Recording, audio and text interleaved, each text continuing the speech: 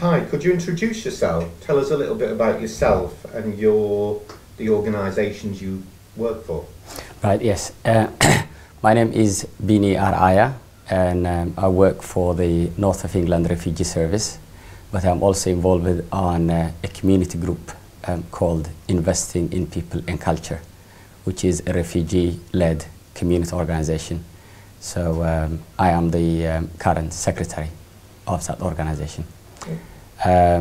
I am originally from a refugee sourcing country called Eritrea, which is in the northeast of, in the Horn of Eastern Africa. I am probably one of the first dispersal asylum seekers who have come to the northeast region and settled in Middlesbrough. I am from an asylum-seeking background, and I went through the asylum process myself.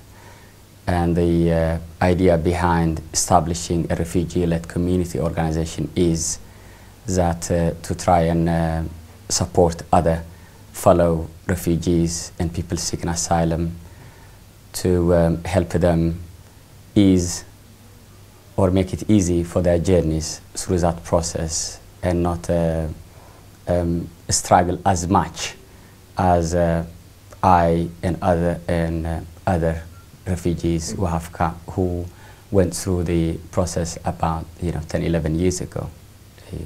So that's the purpose of setting up an organization that could support other newly arriving refugees. Okay. Could you tell us a little bit about the strengths of these two organisations that you work for and some of the successes they've had in your experience? Yes, sure.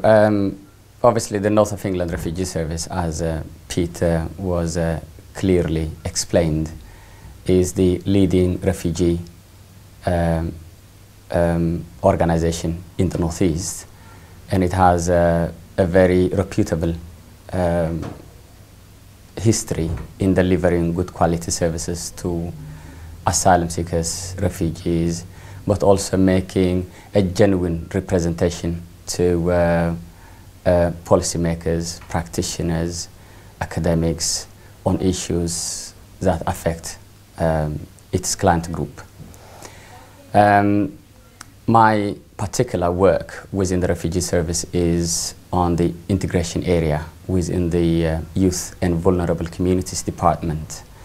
And to sum up, what that department does is it facilitates the integration of refugees, women particularly, and young people into society, into the main British mainstream society. And we do that by attracting issue-based funding and engaging with the respective community groups. What has been always the case is that we have always involved local communities into that process. The organization's name, which is the North of England Refugee Service, could sometimes be a little bit misleading with the department that I belong to, because it is not exclusively working with refugees.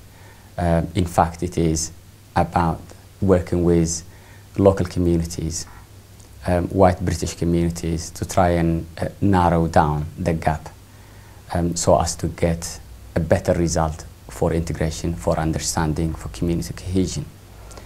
So those has been the strengths of the Youth and Vulnerable Communities Department within the North of England Refugee Service.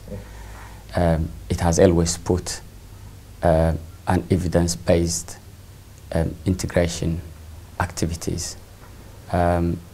We have always done things not for the sake of it, but because there has been enough evidence that there is a need for a certain project. And I think that is has attracted a lot of popularity within the region.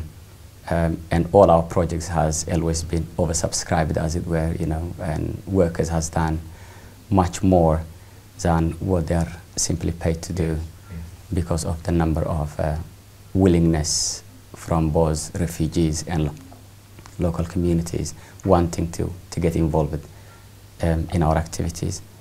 The strengths of the other community group, which I am the secretary of Investing in People and Culture, is it is a grassroots organization. So it really complements the work of the North of England Refugee Service in a way that it supports the refugee service to have more and more contact with the individuals that are on, you know, in need of their support. We support individual refugees and asylum seekers to come forward and convey their views on the service of the charity so as to have an impact on improvement. There are areas where the North of England Refugee Service find it difficult to fully address, such as interpreting and translation services. And the community groups that I work for on a voluntary capacity provide us those free services as and when it is appropriate. For example, I give a very good example. The refugee service does not have the funding to provide interpreters for their one-stop service. In my community group, through people like myself and others who have the language skills, we come and interpret for them. So we are not advisors, however, we can interpret free of charge for our members to access that service at a better standard. The other success that we have had is a Safeguarding Children project that we have done with the NSPCC and the local Safeguarding Children Board to try and increase awareness and understanding of new and emerging communities on safeguarding issues and the safeguarding laws in this country.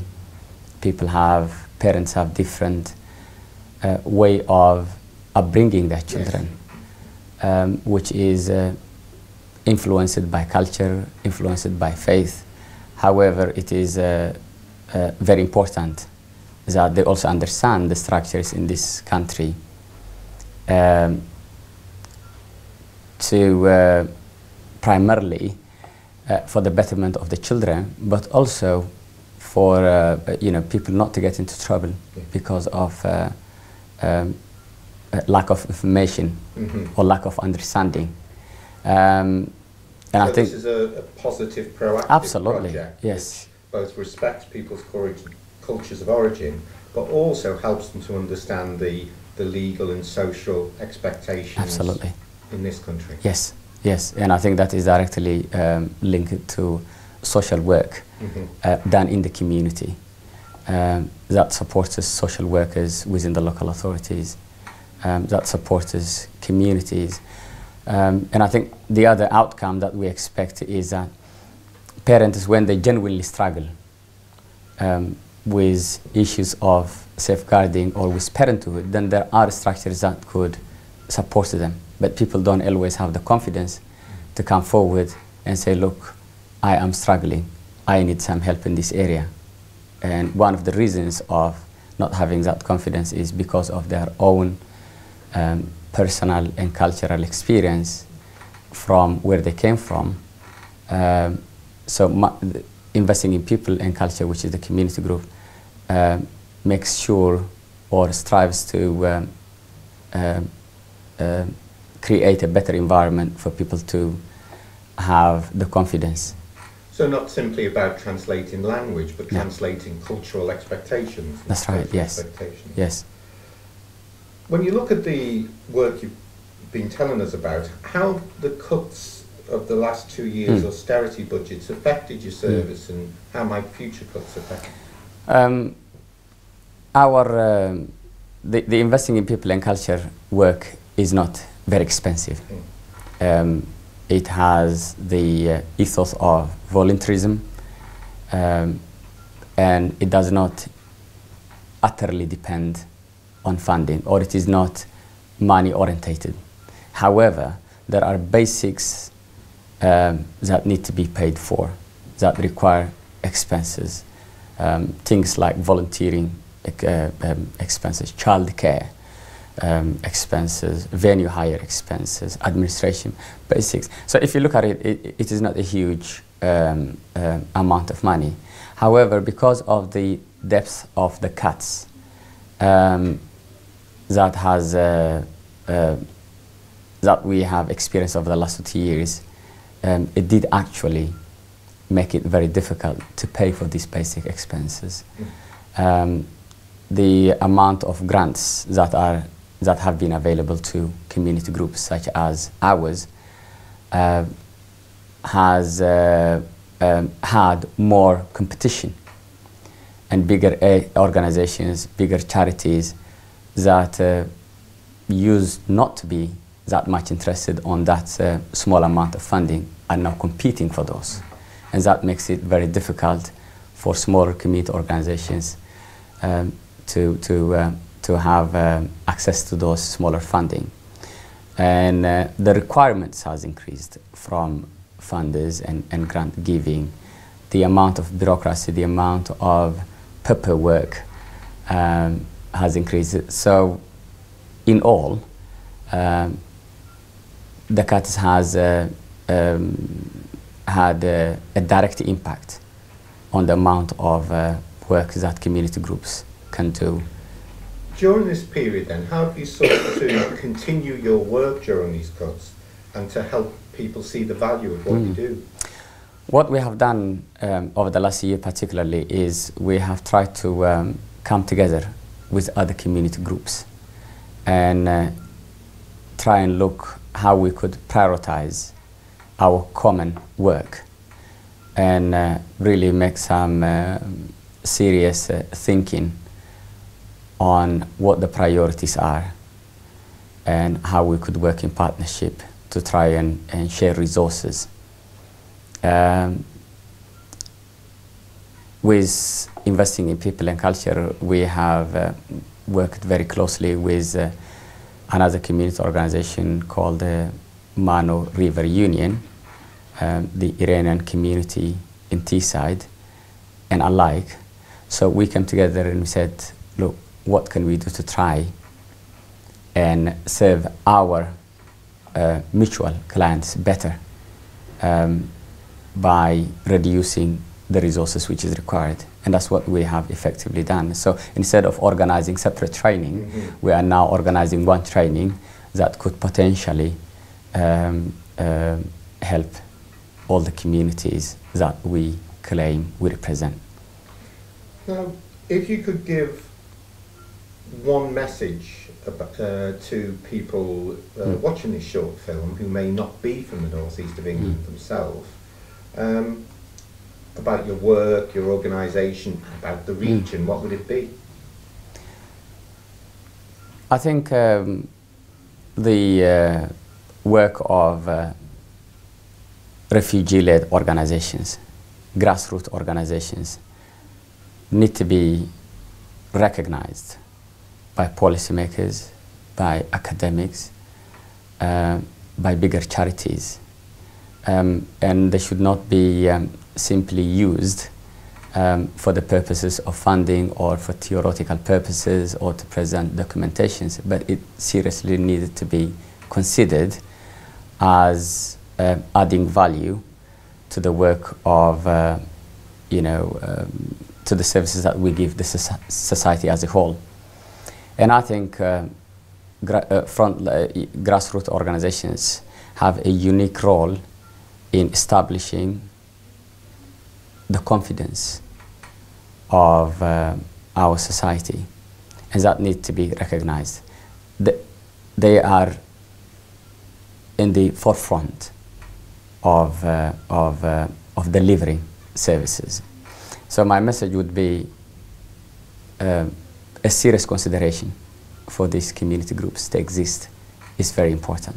And they can only exist if there is enough attention given to them, that they, enough support is provided for them to carry on what they do. But their work is also shared with policymakers, with researchers, with the media, highlighted the good work which is being done.